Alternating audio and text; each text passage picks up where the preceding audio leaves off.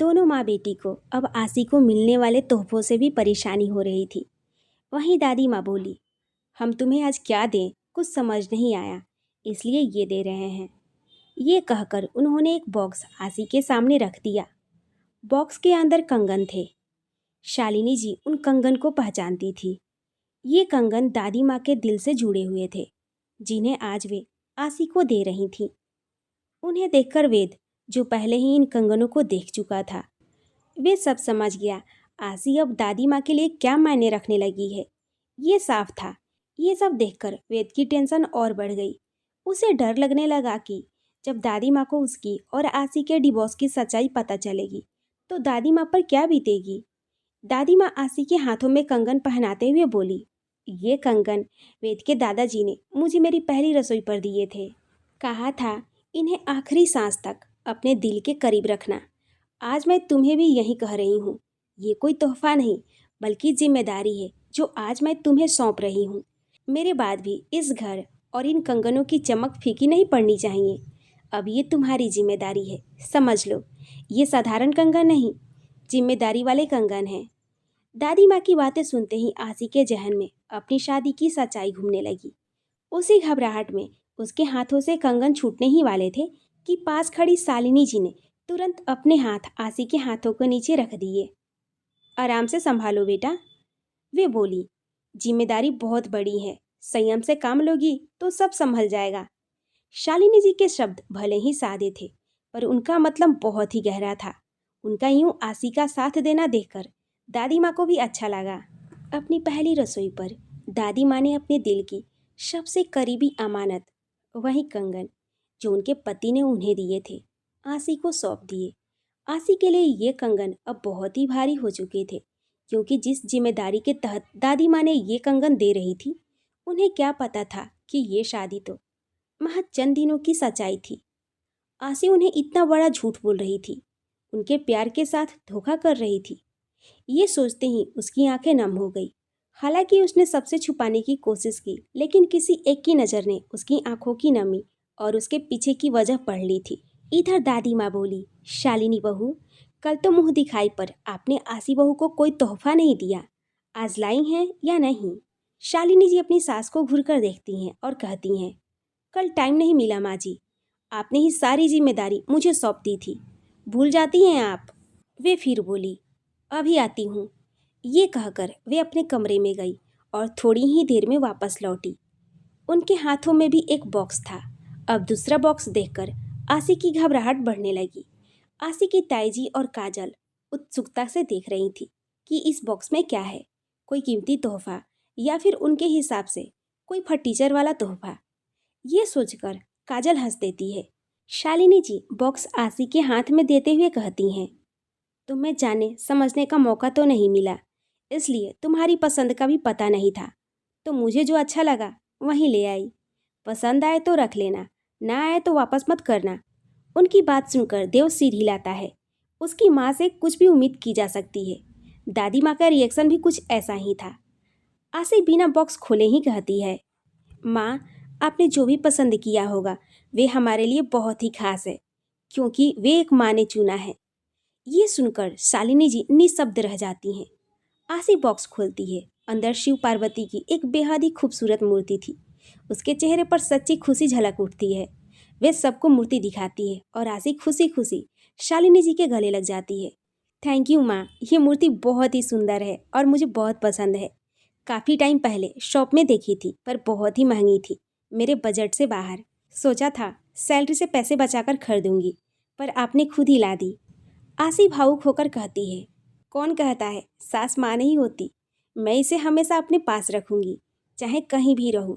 खुशी में उसकी आंखें नम हो जाती है। आसी को यूं गले लगते देख वहां खड़े सब लोग हैरान थे। शालिनी जी को भी पसंद नहीं था कि कोई उनके इतने करीब आए, और आज वे खुद भी हैरान थी। हालांकि उन्हें अच्छा लगा, पर सबके सामने जताना उनके असूलों में नहीं था। वे आसी को खुद से अलग करती हुई बोली, अच्छा ठीक है, तोहफा पसंद आया, अच्छी बात है, लेकिन आगे से ऐसे गले नहीं लगना, ठीक है। थैंक यू माँ, आसी बीच में ही बोल देती है। ये सुनकर सब एक बार फिर हैरान हो जाते हैं। दादी माँ मुस्कुराकर देव से कहती हैं, मुझे लगता है तुम्हारी माँ को आसे ही बदलेगी, देखा, बीच में ही टोक दिया। देव मन ही मन सोचता है, काश माँ के दिल की नफरत की दीवार टूट जाए। अब देव की बारी आती है। दादी माँ कुछ कहें उससे पहले ही देव बोल पड़ता है। आसी के पास आकर वे कहता है, तुम उम्र में मुझसे छोटी हो, रिश्ते में मेरी भाभी। आज तुम्हारा ये देवर तोहफे की जगह एक वादा देता है, चाहे हालात जैसे भी हो, मैं हमेशा तुम्हारे साथ रहूँगा। देव की बात सुनकर आसी की आंखें फिर से नम हो जाती है। वे पूछती है, तो क्या मैं आपको देव भैया बुला सकती हूँ? देव हंसकर कहता है, हाँ बिल्कुल। वैसे भी मुझे हमेशा से एक बहन की चाह थी, मॉम लेकर ही नहीं आई। ये सुनकर शालिनी जी देव को घूरती हैं और सब हंस देते हैं। देव आसी के सिर पर हाथ रखकर कहता है, आज से तुम मेरी बहन और मैं तुम्हारा भाई। अगर किसी ने तुम्हें परेशान किया तो मैं उसकी खबर लूँगा। वह आंखों ही आंखों में वेद को देखता है, और अगर मुझे किसी ने परेशान किया तो मेरी बहन खबर लेगी। डील मंजूर? मंजूर, आसी मुस्कुराकर कहती है। अब वेद की बारी आती है। दादी माँ कुछ कहें उससे पहले वेद बोल देता है, कल संडे है, मैं आसी को बाहर ले जाऊंगा, जो लेना होगा ले लेगी। वे इतनी जल्दी बोल गया कि देव हंसकर कहता है, इतनी जल्दी क्यों भाई? किससे डर, वाइफ से या दादी माँ से? वेद उसे घुरकर देखता है तो देव मुस्कुराता है और बोलता है, अब नहीं डरूंगा आपकी बड़ी बड़ी आंखों से। अब मैं अकेला नहीं हूँ, मेरी टीम में मेरी बहन भी है।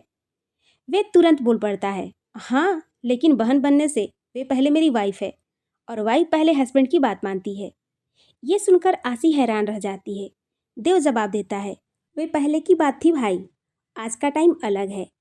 वेद भी बोल जाता है, मैं भी लाइफ टाइम साथ दूंगा, सिर्फ इस जिंदगी में नहीं, आने वाली हर जिंदगी में। देव उसे उकसा रहा था और वेद बिना सोचे सब कह चुका था। अब एहसास होगा तो बात क्या होगी। आसी जितनी हैरान थी उतनी ही शर्मिंदा भी। वेद को भी अपनी बातों का एहसास हो चुका था। शर्म से वे वहां से निकल जाता है। धीरे धीरे सब अपने अपने कामों में लग जाते हैं, लेकिन आसी की ताई जी और काजल जलन से बैठे थे। काजल बड़बड़ाती है, सब कुछ उस फटीचर आसी को ही मिल रहा है, यहाँ तक कि मेरे देव जी भी। उसकी माँ उसे समझाती है, चिंता मत कर, तुझे इस घर में सेट करके ही रहूंगी। उधर वेद होटल पहुंच चुका था, पर उसका दिमाग उसी बात में उलझा था। डिवोर्स की बात करता हूँ और लाइफ टाइम का वादा कराया हूँ, वे खुद से कहता है। रात देर तक काम करता रहता है ताकि आसी से सामना ना हो। इधर बंसल परिवार में आसी अब अजनबी नहीं लग रही थी। सबको खाना खिलाकर वे अपने कमरे में जाती है। घड़ी में रात के 10 बज रहे थे। अब तक घर क्यों नहीं आए, वे खुद से बड़बड़ाती है। थोड़ी देर बाद वे कपड़े बदलने के लिए बाथरूम में जाती है। 10:30 बज चुके थे। वे आकर बिस्तर पर बैठती है और शालिनी जी के बारे में सोचती है। वे अच्छी हैं, बिना जताए मेरी मदद की। और वे फ्लैशबैक में चली जाती है। शालिनी जी ने आसी की ताई जी और काजल को किचन के बाहर खड़े देखकर उन्हें सुनाकर भेज दिया था। फिर किचन में झांककर देखा, तब आशी की परेशानी समझ आई। उन्हें याद आया कि उनकी भी पहली रसोई में उन्हें भी यही प्रॉब्लम हुई थी, और तब उनकी सास ने उनकी मदद की थी, और कैसे सबने उनकी कितनी तारीफ की थी। शालिनी जी वहां से जाने ही वाली थी कि उन्होंने सुना आशी दोनों सर्वेंट को कह रही थी, अगर मेरी भी माँ होती तो मुझे भी ये दिक्कत नहीं होती। आशी के ये शब्द शालिनी जी के दिल को छू गए। वे कुछ सोचती हैं और फोन पर बातें करते हुए किचन में एंटर करती हैं। फ्रिज के पास खड़ी होकर किसी से कहती हैं, अच्छा मूंग दाल का हलवा, अरे वे तो बहुत ही इजी है। अच्छा, मैं जैसा जैसा कहती हूँ वैसा वैसा करती जाओ, ठीक है? ये कहकर वे मूंग दाल के हलवे की पूरी रेसिपी फ़ोन पर बता देती हैं। ऐसा वे आशी को दिखाने के लिए करती हैं। दरअसल वे आशी को ही बता रही थी, जिसका पता आशी को तब चलता है जब शालिनी जी के फ़ोन पर रेसिपी बताते समय एक कॉल आ जाता है और फ़ोन की रिंगटोन उनका झूठ सामने ले आती है। लगभग सब हो ही गया था, इसलिए शालिनी जी अपना झूठ सामने आते देखकर जल्दी से किचन से निकलते हुए कहती हैं, ये मत सोचना कि मैंने तुम्हारी मदद की, वे तो मैं अपनी दोस्त को बता रही थी और उसका कॉल कट हो गया, मुझे पता नहीं चला, इसलिए उसने ही फिर से फ़ोन किया। गलतफहमी पालने की ज़रूरत नहीं है। शालिनी जी अपनी बात कहकर चली गई आसी का मूंग दाल का हलवा भी बनवाकर चली गई। आसी को सब याद आते ही होठों पर मुस्कान आ जाती है और वे कहती है, आंटी आप जो सबके सामने दिखाती हैं आप बिल्कुल भी वैसी नहीं हैं। ये बात मैं जान गई हूँ। You are too good aunty. वे एक बार फिर समय देखती है। घड़ी में 11 बज रहे थे। आसी कहती है, ये अब तक नहीं आए, हद है। वेद का इंतजार करते करते आसी वेद के ही बेड पर सो गई। रात के तकरीबन 12 बजे का समय हुआ था जब बंसल हाउस के बाहर एक कार आकर रुकती है। उस कार से उतरकर कोई तेजी से घर के अंदर चला जाता है। इस वक्त पूरे घर में शांति पसरी हुई थी। अगर कोई आवाज़ थी तो बस मेन हॉल में लगी घड़ी की टिक टिक। इस शांति से साफ पता चल रहा था कि घर के सभी लोग गहरी नींद में सो चुके हैं। वे शख्स घर के अंदर आया और अपनी नज़रें पूरे घर में दौड़ाई। अब वे पूरी तरह से निश्चिंत हो गया कि परिवार के सभी लोग गहरी नींद में हैं। ये सोचकर वे सीढ़ियों की मदद से ऊपर की ओर बढ़ता है और एक कमरे के आगे जाकर रुक जाता है। कमरे के बंद दरवाजे के सामने खड़े होकर उसका हाथ दरवाजे के हैंडल पर ठहर जाता है। एक पल के लिए कुछ सोचकर उसके हाथ रुक जाते हैं, लेकिन अगले ही पल वह हैंडल घुमाता है और धीमे कदमों से कमरे के अंदर चला जाता है। कमरे में इस समय एक येलो डिम लाइट जल रही थी। चारों ओर शांति थी, जिसका मतलब साफ था कि इस कमरे में रहने वाला इंसान भी सो चुका था। तभी उस शख्स की नज़र कमरे के बीचों बीच लगे किंग साइड बेड पर जाती है, जहां एक लड़की काफ़ी अजीब पोजीशन में सो रही थी। ये देखकर उस शख्स की आईब्रो आपस में जुड़ जाती है और उसके कदम बेड की ओर बढ़ जाते हैं। कुछ ही सेकंड में वह बेड तक पहुंच जाता है। अब उसकी गहरी मगर शांत नज़रें उस लड़की पर टिकी हुई थी जो इस वक्त गहरी नींद में सो रही थी। उसके होठों पर एक प्यारी सी मुस्कान थी, जैसे वह कुछ सपना सा देख रही हो। उसकी सोने की पोजीशन देखकर साफ पता चलता था कि वह बेड पर सोने के इरादे से नहीं आई थी, बल्कि शायद किसी का इंतजार करते करते ही उसकी आंखें लग गई थी। उसका सिर बेड के हेड रेस्ट से टिका हुआ था, जो एक ओर झुका हुआ था और पैर मुड़े हुए थे। एक हाथ बेड से नीचे लटक रहा था और दूसरे हाथ में फ़ोन था, जो अब भी चल रहा था। फ़ोन पर पुराने समय के गाने धीमी आवाज़ में बज रहे थे। उस लड़की को देखकर उस शख्स के चेहरे पर ना चाहते हुए भी हल्की सी मुस्कान आ जाती है। उसके हाथ खुद ब खुद उस लड़की के सिर को सहलाने के लिए आगे बढ़ते हैं और उसके चेहरे पर आए उन बालों को हटा देते हैं जो बार बार उसे परेशान कर रहे थे। यह बात उस लड़की के चेहरे के बदलते एक्सप्रेशन से साफ झलक रही थी। कोई शक नहीं था कि इस वक्त वे लड़की उसे किसी स्लीपिंग ब्यूटी से कम नहीं लग रही थी। उसकी मासूमियत उसे अपनी ओर खींच रही थी। वह शख्स मन ही मन कहता है, ये लड़की जो इस वक्त मुझे इतनी मासूम लग रही है, खुली आंखों में वही चंचलता और शैतानी की निशानी बन जाती है। कब किसे अपने बस में कर ले पता ही नहीं चलता। ये सोचकर वे फिर हल्का सा मुस्कुरा देता है। और जिस लड़की की वे इतनी बातें कर रहा था वे कोई और नहीं, उसकी अपनी पत्नी थी, वेद की पत्नी आसी। और वे शख्स कोई और नहीं, खुद वेद था, जो आज सुबह आसी से कही गई बातों और सवालों से बचने के लिए जानबूझकर देर से घर आया था, ताकि घर के सभी लोग, खासकर आसी, सो चुके हों। आसी पर एक आखिरी नज़र डालकर वह क्लोसेट के पास जाता है, रात के कपड़े पहनने के लिए निकालता है और बाथरूम में चला जाता है। करीब 10 मिनट बाद वेद बाथरूम से बाहर आता है। उसकी नज़र फिर से अपने बेड पर सो रही अपनी स्लीपिंग ब्यूटी पर जाती है। वे पास आकर बुदबुदाता है, आज मैं कहाँ सोऊं? पहले मेरा घर, फिर मेरा कमरा और अब तो मेरे बेड पर भी कब्जा कर लिया है तुमने, मिस आसी। सॉरी, इस वक्त तुम मेरी वाइफ के तौर पर यहाँ पर हो, तो मिस आसी वेद बंसल। तो अब मैं कहाँ सोऊं? जाने अनजाने में आज वेद ने आसी को अपने नाम के साथ जोड़ दिया था। वह पूरे कमरे पर नज़र दौड़ाता है, सोने की जगह ढूंढते हुए। वह आज भी काफ़ी थका हुआ था और उसकी थकान उसके चेहरे से साफ झलक रही थी। उसे याद आता है कि पिछली रात आसी बेड के पास नीचे बिस्तर लगाकर सोई थी, लेकिन वह जानता था कि आज ऐसा करना ठीक नहीं होगा। उसे ठंड जल्दी लगती है और मार्बल के फर्श से उसकी कमर में ठंड लग सकती थी और कल इस बात का मजाक भी बन सकता था। इसलिए ना चाहते हुए भी वेद वही करता है जो वे करना नहीं चाहता था। वह आसी को उसकी अजीब पोजीशन से ठीक करता है और बेड की एक साइड पर आराम से सुला देता है और खुद दूसरी साइड जाकर लेट जाता है। बेड इतना बड़ा था कि दोनों के सोने के बावजूद काफ़ी जगह बची हुई थी। वे एक हाथ सिर के नीचे रखकर कोहनी मुड़कर आसी को देखने लगता है और आसी को देखते देखते पता ही नहीं चलता कि कब उसकी आंख लग जाती है। यह पहली बार था जब जाने अनजाने में आसी ने और जानबूझकर वेद ने एक ही बेड शेयर किया था। अगली सुबह हमेशा की तरह जल्दी उठने वाला वेद आज भी अपने समय पर ही उठा।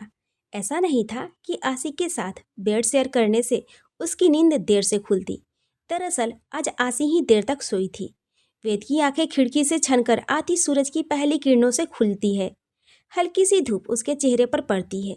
वह आंखें खोलता है और तभी उसे अपने गले के पास किसी की गर्म सांसें महसूस होती है और सीने पर हल्का सा भार।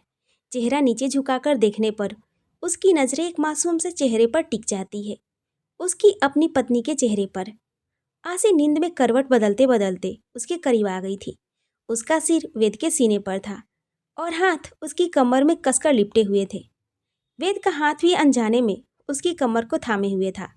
वह उसके चेहरे को देखता रहता है, फिर जाने क्या सोचकर झुककर उसके माथे पर किस करता है और धीमे से कहता है, गुड मॉर्निंग वाइफी। आज की यह सुबह मेरी जिंदगी की सबसे बेस्ट मॉर्निंग है। कहते ही उसे एहसास होता है कि वह क्या कह रहा है। वह जानता है कि ये शादी कुछ दिनों की है। ऐसे में आसी के करीब जाना, उसे सपने दिखाना, मतलब बाद में उसे दर्द देना। यह सोचते हुए वह आसी को धीरे से खुद से अलग करता है, उसे सही से सुलाता है और बाथरूम में चला जाता है।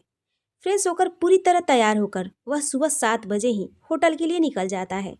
जाते जाते आसी की ओर देखता है और मन ही मन कहता है, हम दोनों ना चाहते हुए भी करीब आ रहे हैं, जो गलत है। हमारा भविष्य साथ नहीं है। एक दिन हमारा डिवोर्स तय है। मैं तुम्हें झूठे सपने नहीं देना चाहता। दूर रहना ही बेहतर है। वेद चला जाता है और उसके जाने के आधे घंटे बाद आसी की आंख खुलती है। खुद को वेद के बिस्तर पर पाकर वे हैरान रह जाती है कि वह यहाँ कब आई और सो भी गई, पर कैसे। और तभी उसे कल रात की बात याद आती है कि वह वेद के इंतजार कर रही थी और बस तभी शायद उसकी आंख लग गई। उसकी नज़र घड़ी पर जाती है तो सुबह के 7:30 बज रहे थे। यह देखकर आसी एक नज़र कमरे में डालती है और बोलती है, क्या वे पूरी रात नहीं आए? आसी अपनी बात खुद से कहकर अपने कपड़े लेकर बाथरूम में चली जाती है। फिर अच्छे से नहाकर आती है और अपना थोड़ा बहुत श्रृंगार करती है, क्योंकि यहाँ सबकी नज़रों में वह सुहागन थी। ऐसे में थोड़ा तैयार होना जरूरी था। आसी तैयार होकर बाहर आती है कि काजल से टकरा जाती है। हालांकि गलती काजल की थी, क्योंकि वह देखकर नहीं चल रही थी, पर फिर भी आसी कहती है, सॉरी काजल दी। आसी के सॉरी बोलते ही काजल आसी का एक हाथ कसकर पकड़ लेती है और कहती है, क्या सॉरी? हाँ क्या सॉरी? तू फटीचर, इतने बड़े घर में क्या आ गई? अपनी औकात भूल गई? हाँ, ज्यादा पंख मत फैला, कहीं ऐसा ना हो कि मुंह के बल गिरे। वैसे एक बात तो माननी पड़ेगी, तू फटीचर निकली बड़ी तेज और चालाक। तभी तो इतने बड़े घर के लड़की को फंसाकर ऐश की लाइफ जीने लगी। काजल की बात सुनकर आसी गुस्से से फूल रही थी, पर किसी तरह खुद को शांत कर रही थी, क्योंकि वे यहाँ कोई बखेड़ा नहीं करना चाहती थी। वहीं आसी को चुप देखकर काजल को लगा कि उसकी बातों ने आसी को चुप करा दिया है। वह क्या जाने कि यह आने वाले तूफान से पहले की शांति है, जो उसे संभलने का मौका दे रही थी। पर काजल कैसे सुधर सकती थी? वह फिर बोलना शुरू करती है, वैसे तेरा प्यार कोई लड़का था ना? फिर ये कौन? मतलब तेरा भी सही है, प्यार किसी से, शादी किसी और के साथ, और मजे दोनों के। तभी जोरदार एक चटाक की आवाज आती है। इस एक तेज आवाज के साथ सब कुछ शांत हो गया था, और आवाज थी तो आसी की गहरी सांस लेने की, जो उसने अपने गुस्से को कंट्रोल करने के लिए ली थी। पर काजल की फालतू बातें और उसके कैरेक्टर पर सवाल उठाने पर गुस्से में आसी ने काजल को थप्पड़ मार दिया।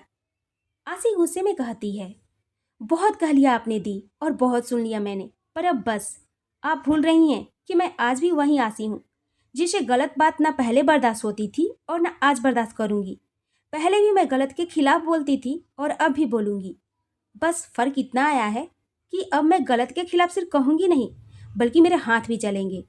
अब ये डिपेंड करता है कि सामने कौन खड़ा है। अपने हद में रहिए आप दीदी, यही बेहतर है, आपके लिए भी और ताई जी के लिए भी। क्योंकि मैं कुछ कह नहीं रही हूँ, इसका मतलब ये नहीं कि मुझे दिख नहीं रहा कि आप दोनों यहाँ क्या करना चाहती हैं। अपनी आदत से बाज आ जाइए अब दोनों, वरना मुझे 1 मिनट नहीं लगेगा आप दोनों को इस घर से निकलवाने में। आई बात समझ मेरी? और नहीं आई तो समझ जाइए, फायदे में रहिएगा, वरना। आसी इतना कहकर बोलती है, अब हटिए मेरे रास्ते से। आप लोगों की तरह मुफ्त की रोटियां नहीं तोड़नी मुझे, और भी काम है। आसी अपनी बात कहकर इज्जत से वहां से चली जाती है, पर काजल की इज्जत का कचरा बनाकर जाती है।